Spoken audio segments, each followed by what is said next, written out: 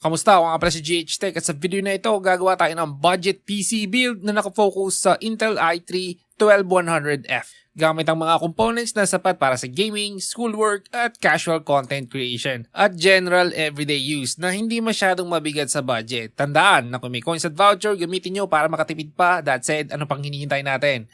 Let's do this. Simulan natin sa processor na Intel Core i3-12100F. Ito ay quad-core with 8 threads at kilala sa stable na performance para sa 1080p gaming at multitasking. Sa maraming benchmark at real-world testing, kaya nitong tapatan ng ilang mid-range CPUs sa gaming dahil sa mataas na single-core performance. Since F variant ito, wala itong integrated graphics, kaya kailangan talaga ng dedicated GPU. Papakita ko sa inyo mamaya. Wala rin itong kasamang stock cooler, so magdadagdag tayo. Kaya sa CPU cooler, gagamit tayo ng dual tower air cooler na may 6 copper heat pipes, 2 fan, at may temperature control. As usual, dissenting air cooler to na sapat sa ganitong CPU. Nagbibigay ng stable temps lalo na kung pang gaming or productivity. Hindi ito overkill pero hindi rin kulang para sa long-term use. Para sa motherboard naman, gagamit tayo ng Gigabyte H610K DDR4. Basic motherboard to, pero compatible sa Intel 12 Gen at sapat na ang features para sa budget gaming build.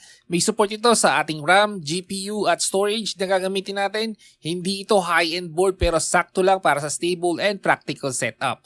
At kung makikita mo, meron siyang voucher, kaya take advantage. At oo, alam ko na may mas mura pa dito, kaso wala akong tiwala dun sa other entry-level Intel boards.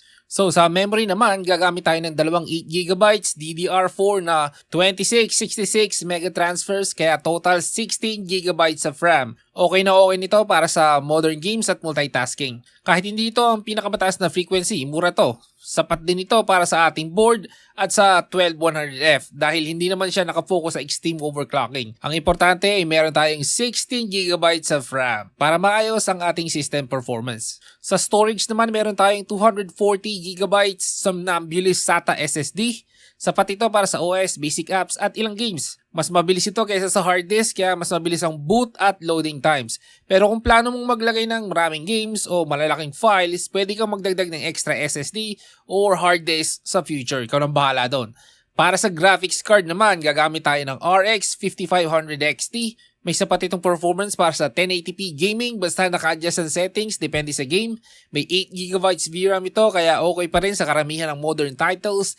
Second hand na GPU po ito kaya siguraduhin tested, walang artifacts at maayos ang conditions ng fans at thermals. Practical itong choice para sa budget build na nakafocus para rin sa playable gaming experience. Kung ayaw mo ng second hand, ito ang other options. RTX 3060 12GB. Ang sunod na option ay ang RTX 5050 8GB.